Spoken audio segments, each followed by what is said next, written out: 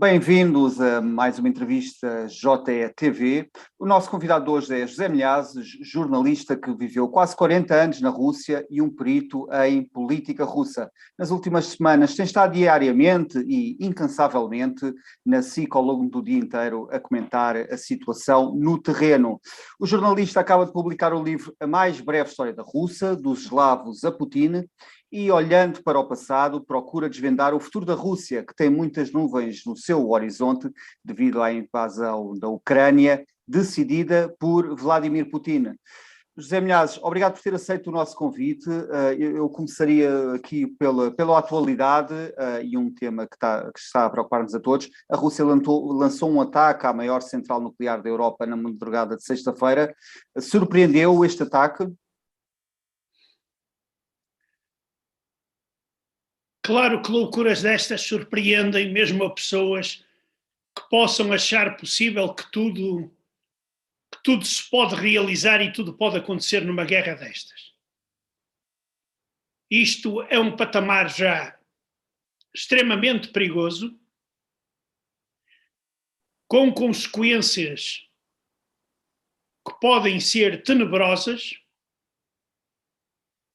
e é mais uma prova da forma como Putin está a fazer a guerra de forma a conseguir os seus objetivos, que é ocupar completamente a Ucrânia e decapitar esse país da sua direção política e militar. Esta é, e pegando agora aqui no seu livro, este tem sido um modelo seguindo aos longos dos séculos pelos czares russos, pelas lideranças russas. Putin está a olhar para a história precisamente e a inspirar-se pela negativa na história russa para invadir aqui um país que era um país vizinho e que era até há pouco tempo relativamente amigável, digamos. Era um país amigável, mesmo. Este trabalho de lançamento de um povo contra o outro está a ser feito por Putin. Claro que Putin repete o passado histórico da Rússia, mas de uma forma revisionista. E ele tenta vender narrativas que em nada correspondem à verdade. Por exemplo, o genocídio dos russófonos no leste da Europa como justificação do leste da Ucrânia, peço desculpa, como justificação para invadir um país soberano. Ora, isso é falso. E se alguém ainda tivesse dúvidas, ou ainda tenha dúvidas, que olhe para o apoio que esses russófonos têm concedido, entre aspas, às tropas russas. Elas não estão a ser recebidas como libertadoras.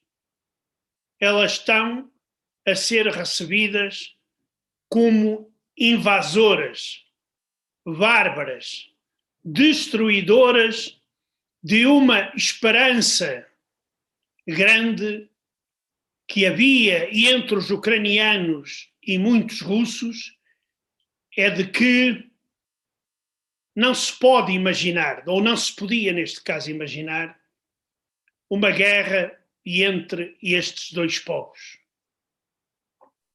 Claro que os ucranianos cometeram erros. Nestas coisas nunca há santos e pecadores, ou melhor, há santos e pecadores e não há só santos nem só pecadores. Mas eu aqui devo dizer uma coisa. Os ucranianos não fizeram nada que possa justificar aquilo que Putin está a fazer na Ucrânia. Ele está a destruir. Ele está a matar. Ele está a provocar milhões de refugiados. E tudo porque quer controlar a Ucrânia. E ele vai conseguir, provavelmente, porque a correlação de forças Mas que Ucrânia é que ele vai dirigir?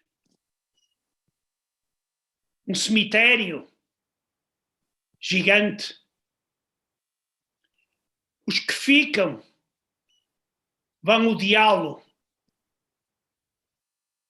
e vão olhar para os russos com ódio durante muitos séculos. Os que partiram sempre com a esperança de que vão voltar e irão continuar a fazer tudo para que esse sonho se realize.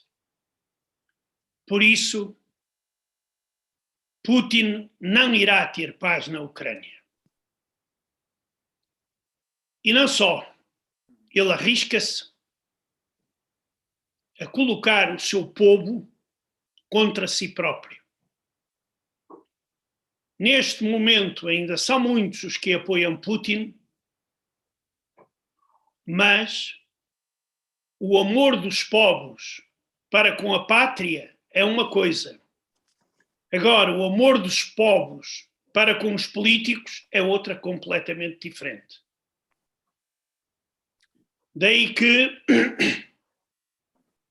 eu espero, poderá demorar algum tempo, que na Rússia acabem por derrubar este monstro que faz regressar a Rússia aos tempos mais tenebrosos. A Rússia vai andar para trás, se já estava atrasada do ponto de vista tecnológico, não vai avançar mais rápido como promete Putin. A população vai sentir falta de muita coisa. Uma grande parte da população vai deixar de poder sair da Rússia. E espero, além disso, com a saída de grandes multinacionais da Rússia,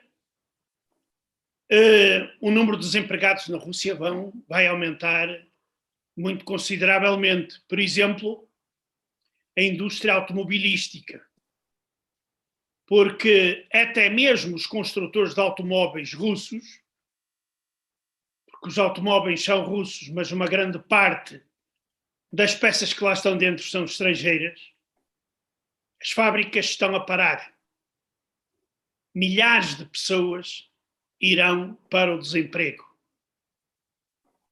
Todos aqueles que protestam contra a guerra na Ucrânia estão a ser também despedidos e metidos na prisão. Por isso, eu espero que Putin, depois de tudo aquilo que está a fazer, receba uma condenação forte do seu povo. Receio que Putin, na Ucrânia, está a cavar não só a sua própria cova,